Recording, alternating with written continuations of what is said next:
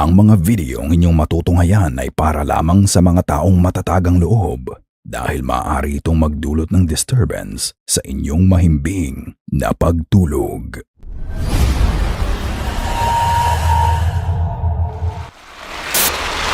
Laundry Room.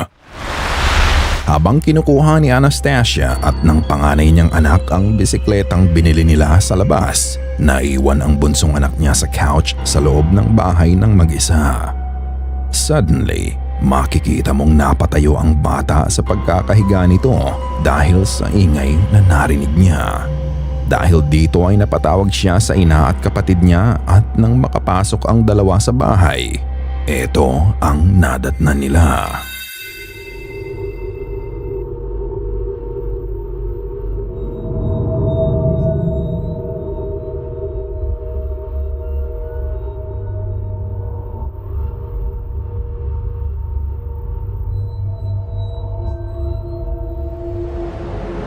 All that time, nakasalang ang labahin ng pamilya sa washer and dryer sa laundry room.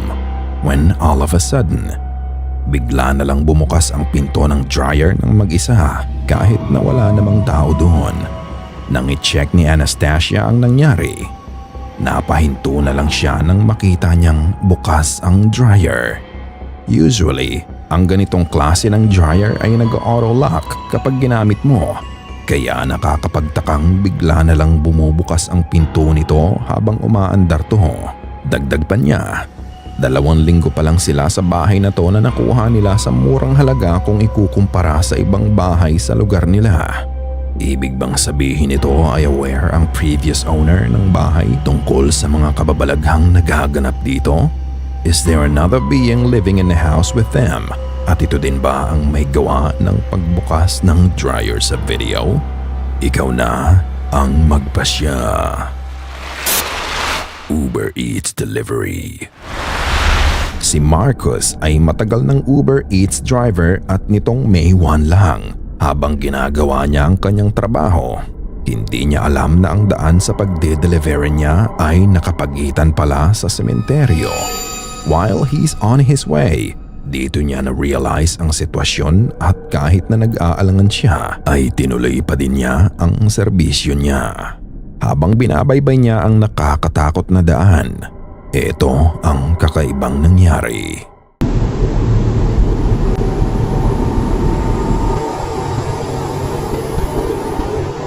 Sa kanyang pagmamaneho, makikita mo na may bigla na lang dumaang figura sa harapan niya sa loob ng sasakyan. Ang nakakapagtaka dito, hindi niya nakita ang itim na figura sa pagdaan nito kahit sa mismong mukha niya dumaan to. Isa pa, kung pagmamasdan mo, habang nagmamaneho siya ay makikita mong nakasara ang bintana ng sasakyan. Ang ibig sabihin ay tumagos ang figurang nahagip ng dashcam sa salamin ng sasakyan papasok sa kotse niya. Ngunit hindi lang pala yun ang magaganap. Matapos ng nangyari ay bigla na lang nagluko ang sasakyan niya. Nagsimulang mag-vibrate ang salamin sa kotse niya na hindi naman daw dati nangyayari. Parang daw may kumakalampag ng bintana kahit wala naman siyang ibang kasama. Kaya kahit natatakot siya ay itinabi niya muna ang sasakyan para tignan kung nagkasira ba to. At habang pinapaliwanag niya ang mga nangyayari, isa na namang kababalaghan ang magaganap. I'm not tripping. So, I'm dropping off the DoorDash. The Uber and I can't even get my daggone company straight. And you're gonna see a vibration. But see tapping at the window. He's definitely here.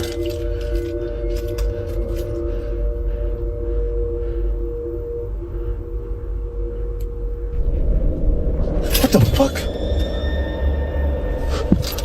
What the fuck was... Oh, hell no. Hell no.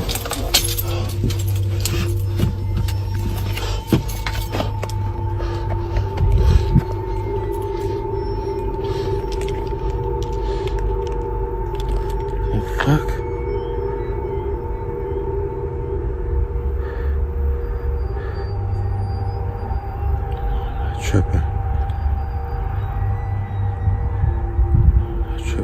I tripping? Oh, hell no, hell no, hell no, hell no, hell no, hell no, hell no. Okay. Unexpectedly, sa gilid ng daang hinuntuan niya, may mga sapatos na nakakalat dito. Nang maitutok niya ang camera sa mga sapatos, makikita mo ang isa sa mga ito na bigla na lang dumulas pa kanan. Sa kanyang pagtataka, sandali siyang lumabas ng kotse para imbestigahan ang paggalaw ng sapatos. At doon, muli na naman tong gumalaw paharap sa kanya.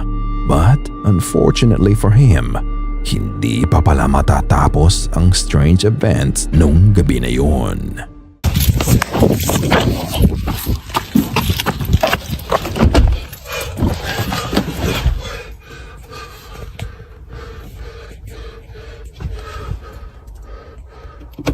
What the?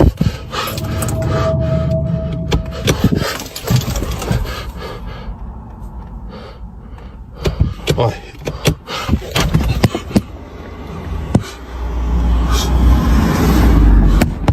What the? No, no.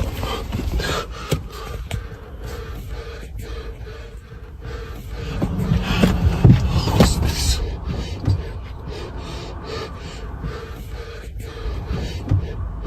Oh hell! What the fuck was? Shit! Shit! I mean, shit! Hell no! Hell no! Nope! No! No! No! Nang makabalik siya sa kanyang sasakyan, makikita mo na may makailang beses na kusa na lang gumalaw ang lever ng pinto sa passenger side. At matapos nun ay tuluyan nang nagbukas ang pinto ng mag-isa. Ang katakataka, nang puntahan niya ang gilid ng sasakyan para tignan kung may nanloloko sa kanya, wala namang tao doon. Buong akala niya kung ano man ang may gawa nito ay gustong makapasok sa kotse. Pero ang totoo, ang espiritu ay nasa loob na ng kotse all along. Dahil kung pagbabasihan mo ang activities, una may nakapasok na entity sa kotse niya sa simula pa lang. Ang pangalawa, dahil sa paggalaw ng lever sa loob ng sasakyan, kung gusto nitong makapasok sa sasakyan, hindi ba dapat ang outer door handle ang bubuksan nito at hindi ang inner lever? Ikaw na ang humusga. The Witch. Sa videong ito ni Torres.760, nang makauwi sila sa bahay ng kapatid niya sa San Diego, California matapos nilang lumabas kasama ang ilang kaibigan nila, isang disturbing noise ang narinig nila.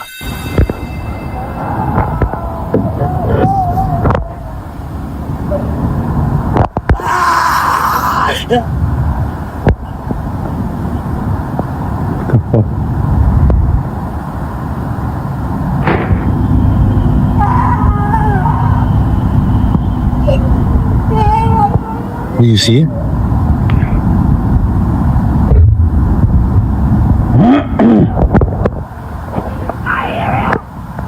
Oh my God!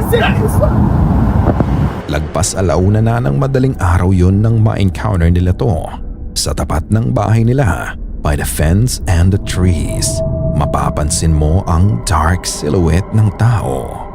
Maririnig mo ang mga sigaw at iyak nito na parang in distress.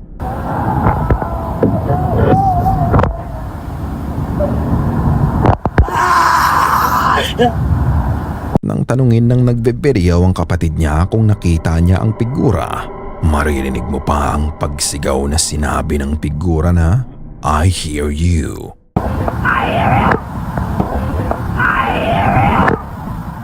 Ang sabi niya, nang makita sila nito ay bigla na lang itong nawala at kasabay noon ay ang pagkawala din ng mga ingay, iyak at screams na nadidinig nila. However, patuloy lang siya sa pagre-record nang mapansin niya ang isang bagay.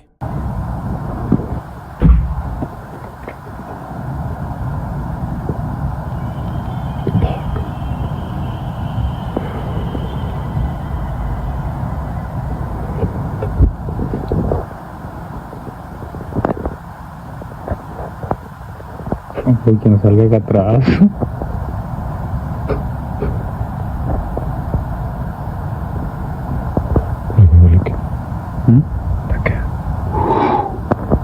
Strangely, makikita mo ang isang itim na pusa na lumapit sa kanila.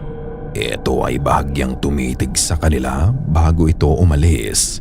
Naniniwala siya na ang figurang nakita nila ng una ay isang bruha o witch at nang mapansin sila nito, ito ay nag-transform bilang isang itim na pusa.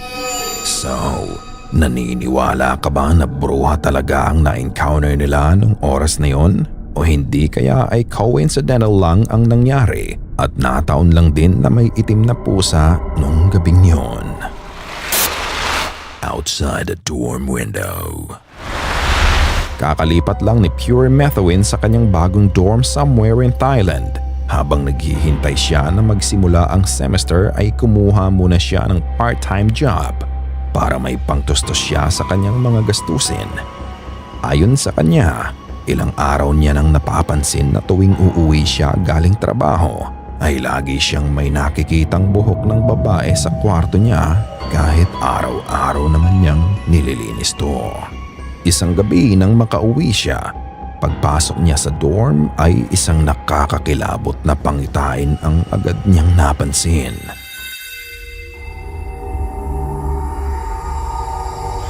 อันนี้คือตีสองนะคือลงไปเซเว่นมาพอนี่สิ่งที่ปิดประตูแล้วเข้ามานี่ไม่ได้ตัดต่อเลยนะเลขหนึ่งเลขสองเลขสามเลขสี่เลขห้าหนึ่งสองสามสี่ห้าของจริงทุกอย่างของจริงทุกอย่างกำลังเข้าห้องมาอันนี้ปิดไฟนะ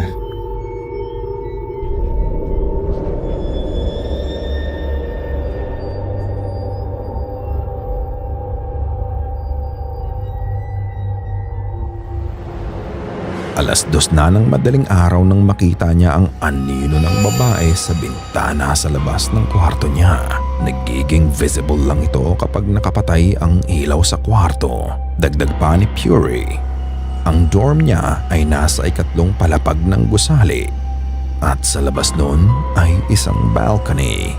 Noong una, inisip niya na magnanakaw ang nakikita niya.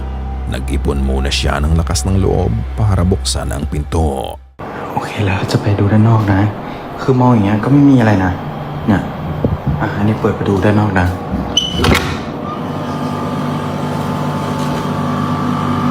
นี่คือที่เปิดตะกี้ตรงนี้เนี่ยคือด้านนอก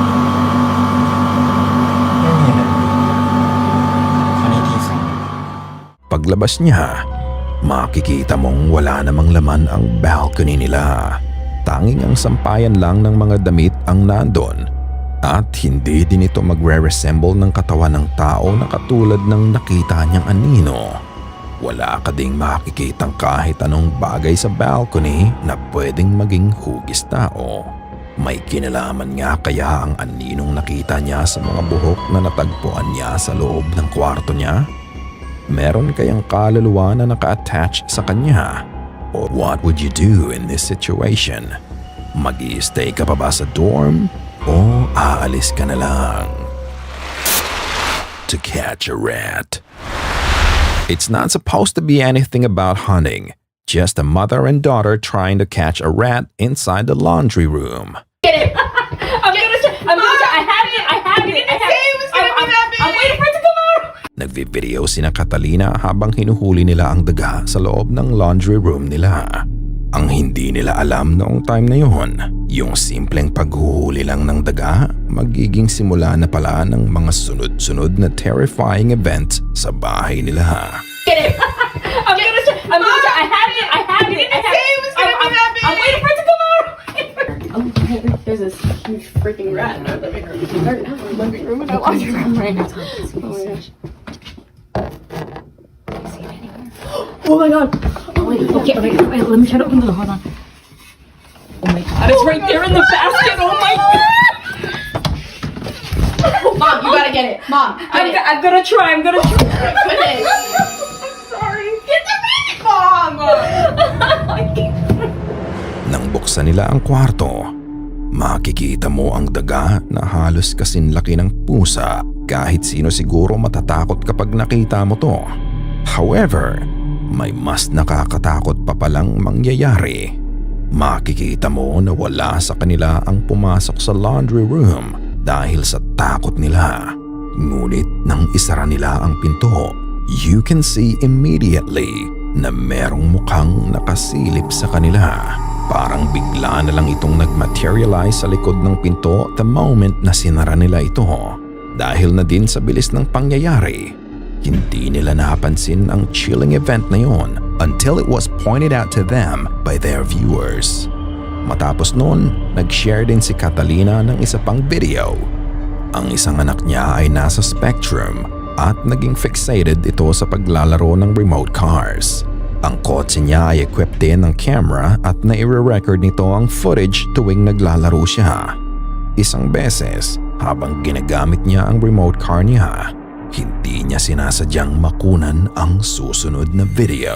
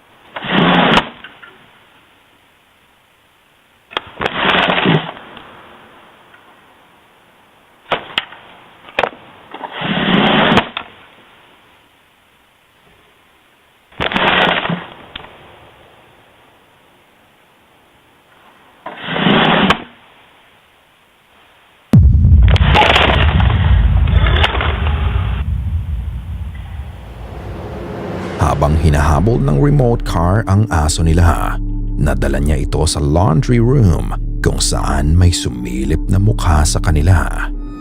Dito, maririnig mo ang boses ng lalaki na may sinasabi sa kanila.